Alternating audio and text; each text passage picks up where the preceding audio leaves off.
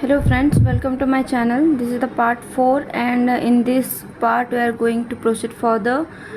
In the last video we have completed the groups and the related questions, and in this video we are going to start from subgroups. So let's start.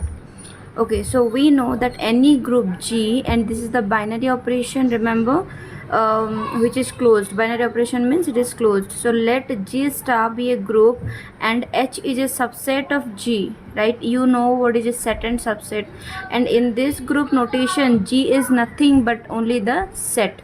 Okay, if I am saying you that 1 2 3 4 is a set, then you know that any subset can be formed using 1 3 4, right? Similar to that, if G star be a group and H is a subset of G, understand, then H star is called a subgroup if there is a condition. Okay, that means all the subset cannot form a group. Okay, but any subset we are taking H, okay, that subset we can call as subgroup, because we are considering G star as a group where G is the set and where the binary operation follows the associative property, it has inverse and identity, then this is called a group. So similarly, H can also be called a subgroup. That means under this group, if star is a binary operation and H star is a group itself. Okay, so first of all, star must be a binary operation, and you know that if any operation we are saying that binary operation, that means it follows closure property. Now as I just told you before, a group means it should follow the associative property, and it must have identity element, and it must have and for every element that belongs to H there must be a inverse. Okay, so some important questions from the book and some important theorems we will do, and you will find it you will find to solve the previous year question paper easier. Okay, after solving this, so can the identity element of a subgroup is different from that of a group G star? That means, okay, look, that means suppose this is a group and every group has an identity element E, as we know. So it is asking us that whether this H, suppose this is G, suppose this is H, so it is saying us that suppose it is asking us that is the identity element E is same for H or G, or it is different from H. Okay, that means the identity is not inside the H here and it is inside the H here, right? So it is asking us that whether it is different, okay, whether the identity element there is any another identity element, suppose it is H and E like this, or there is only a single element, identity element, that is both for H and G.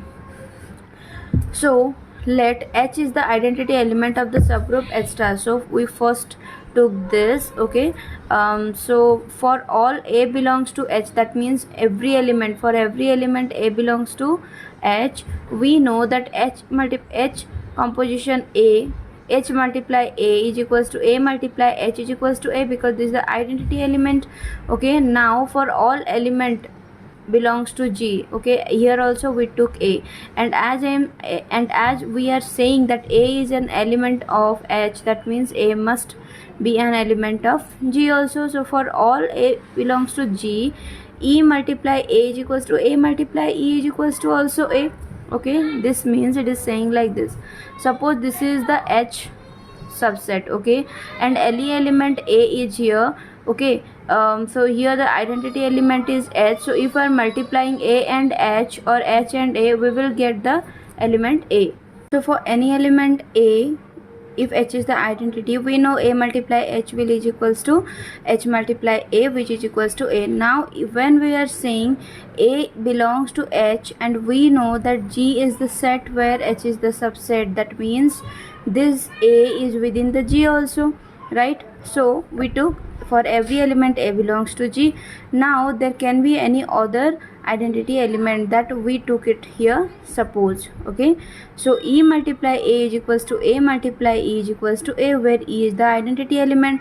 Now look, here also we got A, here also we got A, and what are the statements? H multiply A, here E multiply A, both are similar.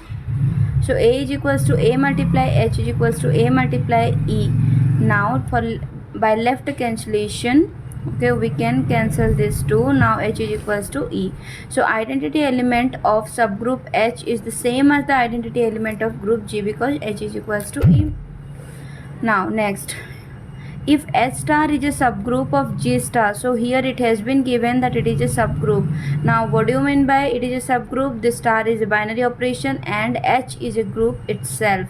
Okay, so does A inverse belongs to H? For A belongs to H, that means it is asking us that whether there exists any inverse or not. Okay, so as we know H star is a subgroup, means H star is a group itself, and we know that in every group, for every element that belongs to the group, there exists an inverse, right? That means yes, the inverse exists. Next, if H is a group of, okay, where H is a subset of G and star is a binary operation, then S star is a subgroup of G star. Okay, that means if you know that star is a binary operation, then you can say that H is a subset of G, or you can read it as H is a subgroup of G. Okay, this is also the notification for subgroup if the star is binary operation. Okay, so you can read it as if H is a subgroup, also you can read it. So conversely, if H star is a subgroup of G star and star is the binary operation, then obviously we can say that H is a subgroup of G. Okay, these are just about the conditions. Next question, let H, okay, these are the theorems now we have to prove and we have to understand, because theorem related questions are also coming from this subgroups specially. Okay, so let H be a non-empty subset. Now here there is nothing given about subgroup, just in the first sentence. Okay, you have to go through every statement, every word, and in the first sentence it is saying us that H is a subset of group G. So G is a group, but H is a subset of group G. Then H is a subgroup of G. Okay, so it is saying that H is a subgroup of G if, means look here, double F is there, that means only if. So whenever if has been given, you have to prove it in both direction. That means you can take this as true and you have to prove this. Okay, and conversely, in the other hand, you have to take this as true statement and you have to prove this. Okay, so whenever there is if like this or only if like this, you have to prove in both the direction. Okay, and the first statement is always true. For in any direction you are proving, the first statement is true. So first of all, we will take that okay, H is a subset of G. It is given H is a subset of G and H is non-empty subset. Whenever we have to prove about subgroup, first of all we have to show that it is a non-empty set. Okay, and it is given. Okay, so for all A, B belongs to H, so we have taken this one as true. That means we will prove that H is a subgroup. Okay, so we have take this as true, that for every A and B, two elements we have taken from the group H. You can understand like this, any two element we took from H, and we are saying that A, B inverse belongs to H. Now one thing you just remember, that if we are saying that okay, this is a subset, that means this is G, and if we are saying that G is a group, that means for every element there exists the inverse in this also. Okay, so let's look how to prove this. For every A belongs to H, okay, we know that A multiply A inverse belongs to H, because this is the thing we have taken as true. Okay, so there may be different element, there may be single element. Okay, A multiply A inverse belongs to H, as it is given AB inverse belongs to H. That means E belongs to H, that means E is the identity element exist. Okay, so we can take that E is the identity element exist. So to prove it a subgroup, we need identity and we need inverse and we need to prove associative property. Okay, now for every A, B belongs to H, okay, yes, for every A, B belongs to H, we can say that A dot B belongs to H. This is closure property. Okay, so we need to show this, because remember here I just told you that if we are saying that this is a subset, H is a subset of G given, and if we are proving that G is a binary operation, that means it will it will directly show you that this is a subgroup of this. Okay, so we have given that H is a non-empty subset of this. Just we need to show that star is binary operation, or whatever we are taking here, that is binary operation. So here I have taken dot, so we have to show that dot is binary operation. That means this satisfies the closure property. Okay, so A B belongs to H, we need to show this. Now we got the identity element.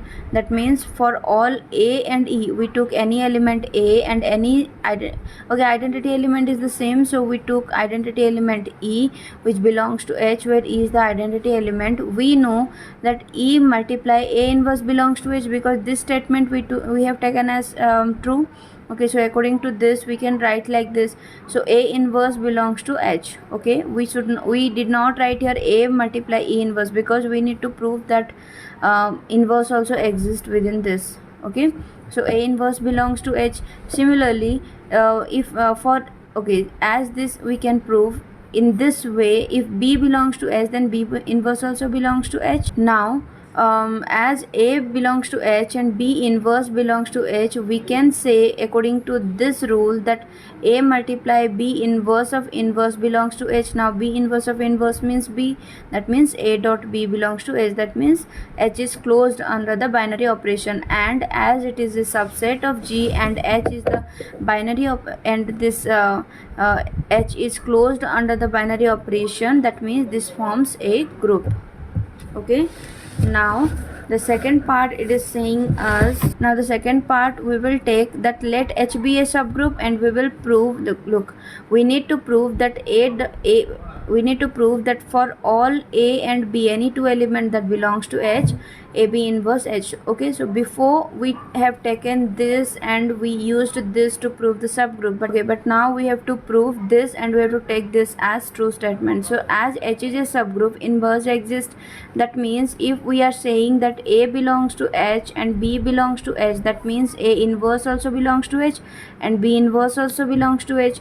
Okay, now we can say that A belongs to H and B inverse also belongs to H, because we have taken that B belongs to H. That means inverse also belongs to H. So A B inverse belongs to H, right? So H is a subgroup. Okay, and it is closed, because as this is a subgroup, that means this is also a group itself, and we know that every group the binary operation is there and the binary operation is closed. So we can say AB inverse also belongs to H. That means this is the thing we need to prove, and we have proved this. Now let G be a group. Okay, so given that G is a group and H be a subgroup of G and K be a subgroup of H, okay, you can understand like this, that it is like this, it is G. Okay, so G is a group, H is a subgroup of G and K is a subgroup of H. Okay, this means nothing but just the sets, right? This is the set, H is a subset of G and K is a subset of G. And when it can form a group, if we are talking about some operation that is binary. Okay, and here the operation we have taken as dot. Okay, or you can say multiplication. Okay, so we have to prove that K is a subgroup of G. Okay, that means K is a subgroup of G. So in the binary operation we can see like this, but we have to prove it. So in the Venn diagram we can see like this, but we have to prove this, right? So we can take any element from this. Okay, so I took A and B. So for A and A, B belongs to K, we can say that AB inverse belongs to K, and this is the theorem we have done in the number 1 theorem, and we will, like always, you need to prove this one. Okay, if anything has been given to prove a subgroup, okay, from suppose we have to prove H is a subgroup, then we can take any two element from this and one element multiply the inverse of the other. This can be multiplied, this can be addition, whatever the binary operation has been given. Okay, so the combination of these two on binary operation, if it belongs to that set or that group, okay, that whatever the set has been given, that set, then it is a subgroup. So we can use this theorem every time, the theorem 1. Okay, so here also I have used that formula, that theorem. So AB belongs to K, then AB inverse belongs to K because K is a subgroup. Okay, now we are saying that look, if AB belongs to K, that means AB also belongs to H because K is the subset of, or K is the subgroup of H. Here always in the exam you need to write subgroup of. Okay, this time I have written like this. Here it's better to write K is a subgroup of H because this also shows yes, subgroup of H. So if AB belongs to H, then AB inverse belongs to H. Why? Because H is a subgroup. Okay, here you can write H is a subgroup. Now again, if I'm saying that AB is in H, okay, now if I'm saying that this is H and AB is within the H, and it is given that H is a subgroup of G, that means AB must be within the G. Okay, so AB belongs to G because H is a subgroup of G. So AB inverse belongs to G. That means for AB belongs to KB, AB inverse belongs to K, and AB inverse belongs to G. That means K is a subgroup of H and H is a subgroup of G. That means K is a subgroup of G. It is proved. Okay, now next, if H and K are two, okay, here there is nowhere given that if statement. Remember, just I told you, here just one statement we needed to prove and we have proved that. Next, if H and K are two subgroups of G, then H intersection K is also a subgroup of G. Okay, there are many possibilities. There are many possibilities. You can see in the Venn diagram that if G is a group, then we can say H and K like this. We can say H and K like this. We can say H and K like this, right? Many possibilities are there, but here we have to show H intersection K is also a subgroup of G. That means we can take this or we can take this. Okay, so whatever we are proving, we have to keep in our view the every possibilities.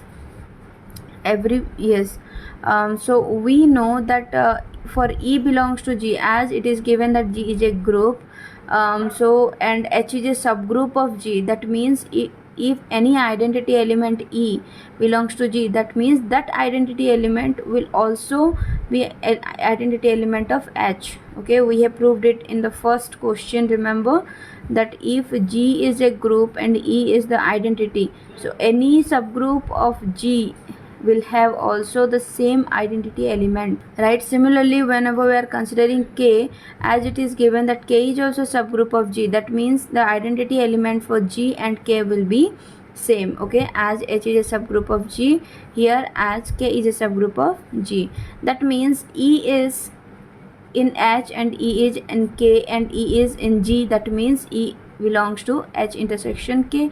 That means H intersection K is not empty set.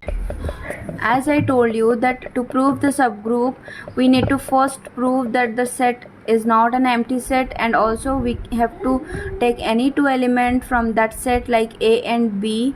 Okay, and we have to prove that AB inverse belongs to that set. Okay, if we are proving this to non-empty and this one, then we can prove that this set, any set has been given that is a subgroup. Okay, so first one we have proved that this is a non-empty set. Now we will take any two elements from H intersection K. That means here AB belongs to H and AB belongs to K, right?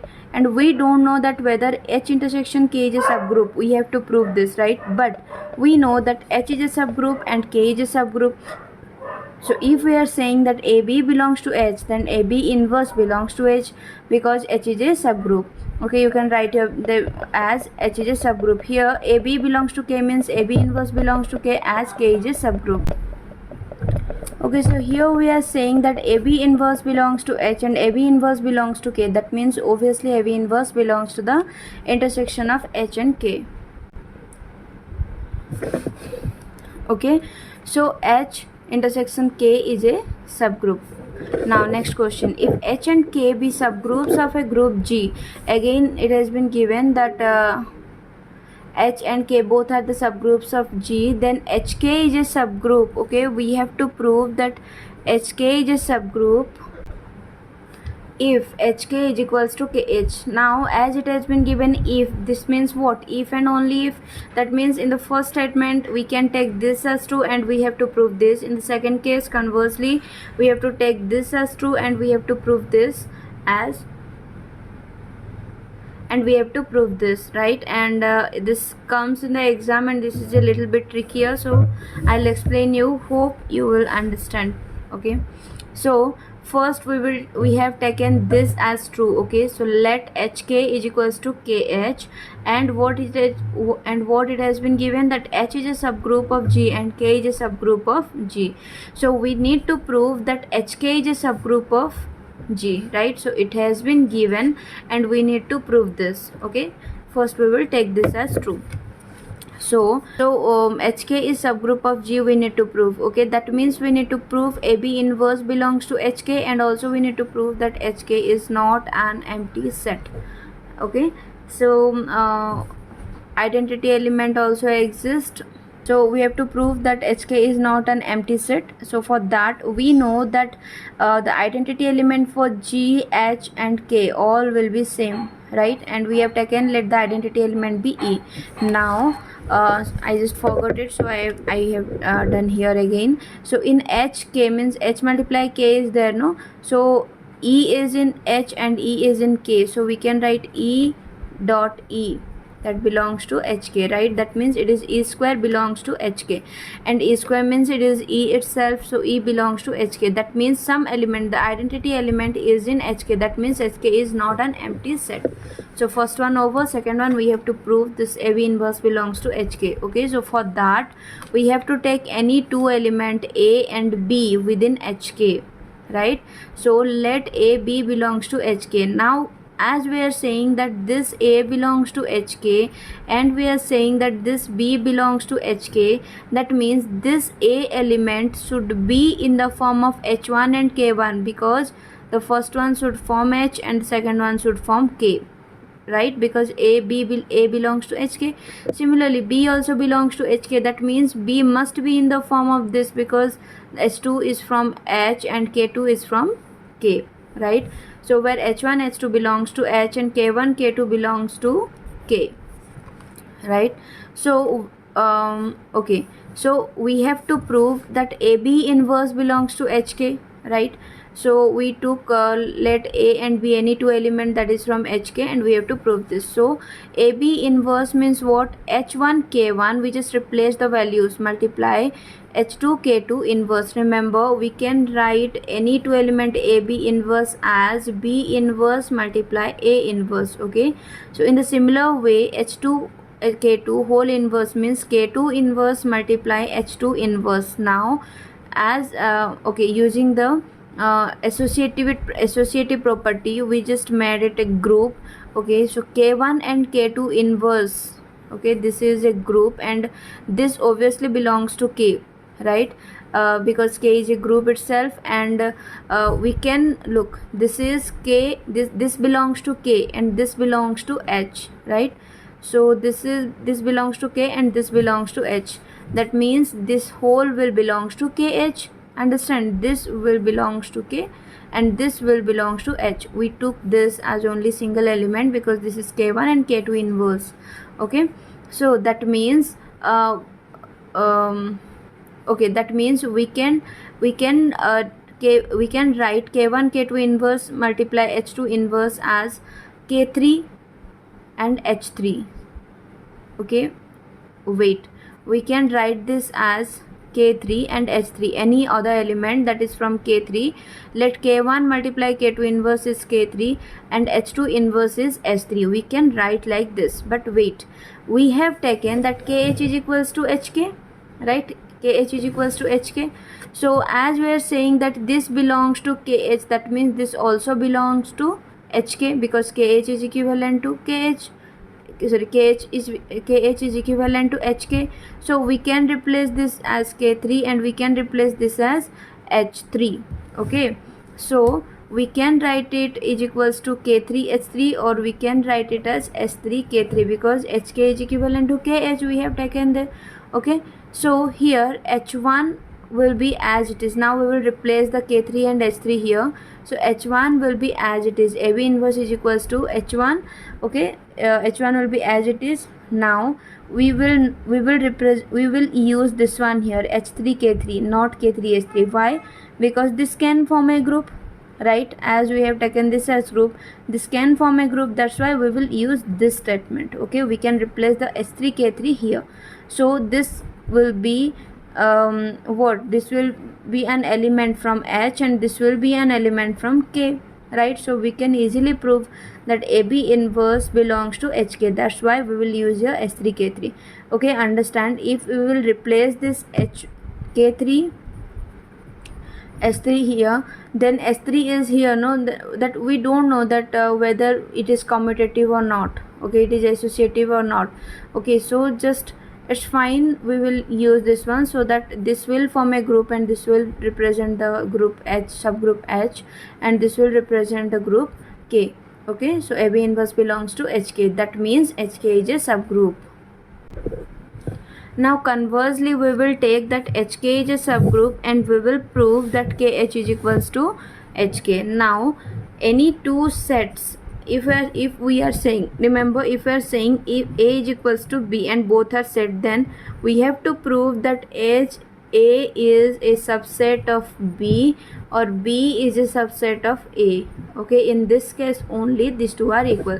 Example, if I am saying 1 2 3 and 1 2 3, two sets are there. Okay, this is also A and this is A and this is B. So in this case we can say, no, A is a subset of B and B is also a subset of A. In this case only A is equivalent to B. But if we are taken A is equals to 1 and B is equals to 1 2, then we can say that A is a subset of B, but we cannot say that B is a subset of A, right? So these are also sets, remember, HKG.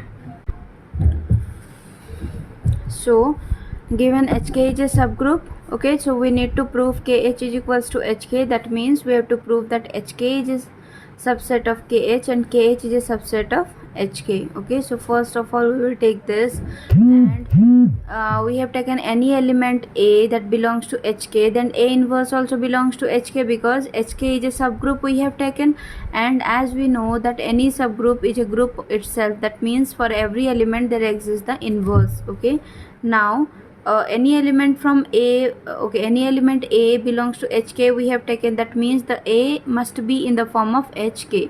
Okay, the first element belongs to H and second element belongs to K.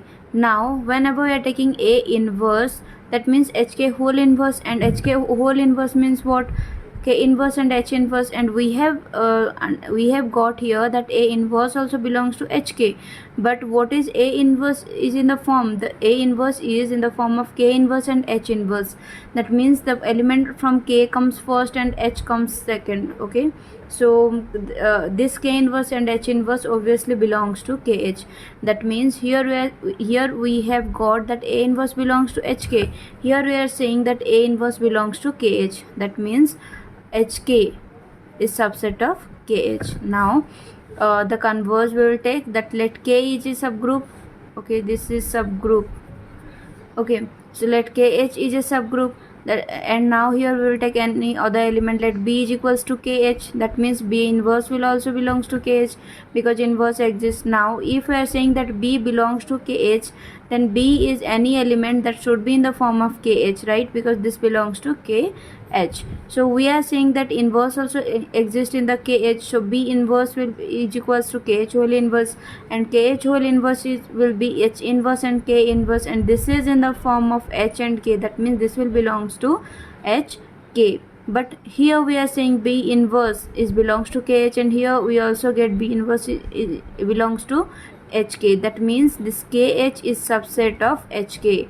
Okay, so this is equation 1, this is equation 2. So from equation 1 and 2 we got KH is equals to HK. So these are some questions based on subgroups, and I have explained this because in the previous question papers we are going to solve the subgroups, how to prove subgroup, and along with the subgroup the normal subgroup are also coming. So I'll try to first explain the topics, then we'll jump to the questions. Okay, So these are some questions about subgroups. If H star is a subgroup of G star, does A inverse belongs to H for all A belongs to H? Okay, this is the question we have just done before also. So it has been given that H star is a subgroup of G star, and we know that if H star is a subgroup, then inverse exists for every element, right? Because it is a group itself, and this is according to the property of group and subgroups. Okay, so this is proved. Now consider any group C star. C means complex number, and the binary operation here is the multiplication. So we have to show that any set, okay, this is a subset of C star, we can say. So any set S is equals to Z, where Z belongs to C, and the modulus of G is equals to 1. Okay, that means the absolute value of Z is equals to 1, and we know that there is only two possible way, that is +1 or -1.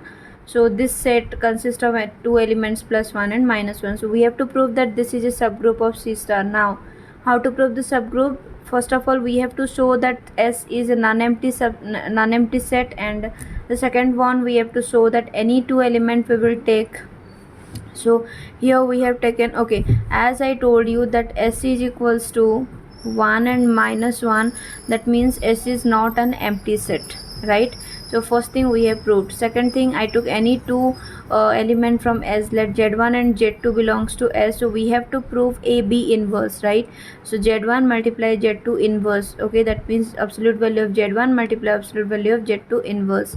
Now absolute value of Z1 multiply 1 by absolute value of Z2. Now the condition has been given that whatever the value of Z is, the absolute value will always come as 1, right? That means the absolute value of this also 1, the absolute value of this also 1. 1 by 1 means 1, right?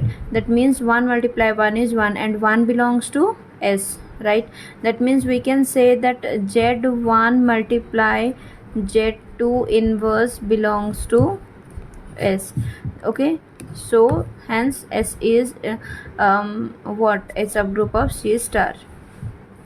Okay, now consider any G means group, where G represents the matrix 2 cross 3, that means number of row is 2 and number of column is 3, and this is over the complex number C, that means the entries can be any complex number. Okay, the set of all 2 multiply 3 matrices over C. Check that G plus is an abelian group and show that this set S is a subgroup of C. So first of all, we have to show this as abelian group. Now for group, you know, to prove the associativity and identity and inverse should be exist, but remember, for abelian group this must follow one more property, that is commutative property. So for that, any two element I have taken, let A B belongs to G, and A is in the form of A B C D E F, and B is the form of this, where this all entries belongs to the complex number. Now we know that A plus B is equals to this much and B plus A is equals to this much. Now if these are the complex number, then obviously the addition of these all will be also complex number, and we know that A plus G will be equals to G plus A. Okay, in the complex number also, that means this is closed first of all. Then because for every AB belongs to G, A plus B also belongs to G, that means this is closed. Now here the identity element is this one, and for A B C D E F, the inverse is minus A minus B minus C minus D minus C minus F, and this is also belongs to the complex number. Okay, these entries can be of complex number, so inverse also exists.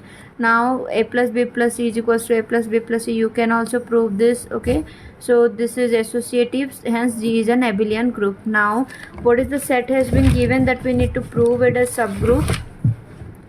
S is equals to this much, that means A, B, C, only these three values are there, and where A, B, C belongs to C, we have to prove this as subgroup. Now to prove subgroup, remember this is not an empty set, we need to prove, and also we need to take any two element from S, and we have to prove that let A, B inverse belongs to S, where A is the matrix and B is the inverse of the matrix B.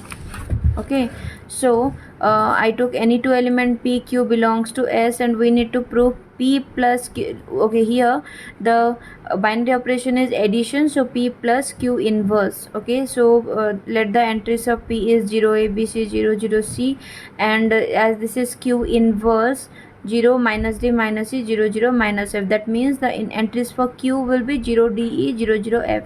Inverse will be minus d minus e minus f. So obviously this will be also belongs to S, because this can be the entries from complex number. That means now this now you can say that this is a subgroup. Consider the set of all invertible 3 multiply 3 matrices over R, and GL3 means general linear groups over R. That means the entries of the matrix will be from real numbers.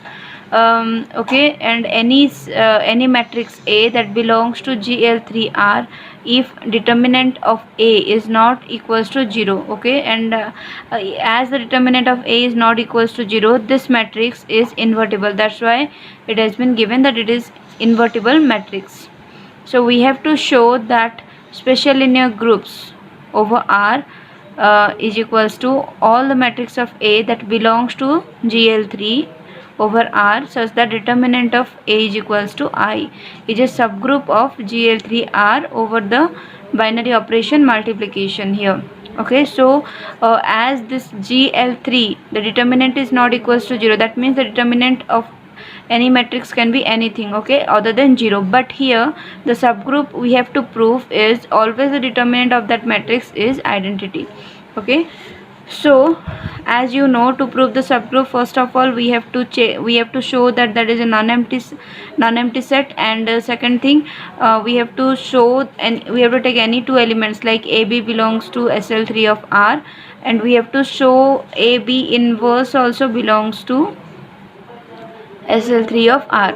Now composition of AB is in this, but whenever we are talking about inverse, we are not sure that whether the inverse of any matrix exists or not. Okay, so we have to prove that the inverse of this matrix B is also exist. So for that, as we know, the formula is saying us that adjoint of the matrix divided by the determinant of the matrix. So we have to show the determinant of A and B inverse exist. Okay, so determinant of A B inverse means determinant of A multiply determinant of B inverse. That means determinant of A multiply 1 by determinant of B. Now as we have taken the A and B matrices belongs to SL3, that means the determinant of the matrix that belongs to SL3 is always I. Okay, so determinant of A is equals to I, that means identity or 1 multiply 1 by 1, that means 1. Okay, is equals to 1. You can take this 1 multiply 1 is equals to 1, but as it is given here I, so I just wrote here in this way only. Now whenever I am talking about the subgroups, okay, any group can have subgroups. Now subgroups are of two kinds, trivial subgroups and non-trivial subgroups. Okay, and the trivial subgroups are also known as improper subgroups, and non-trivial subgroups are known as proper subgroups.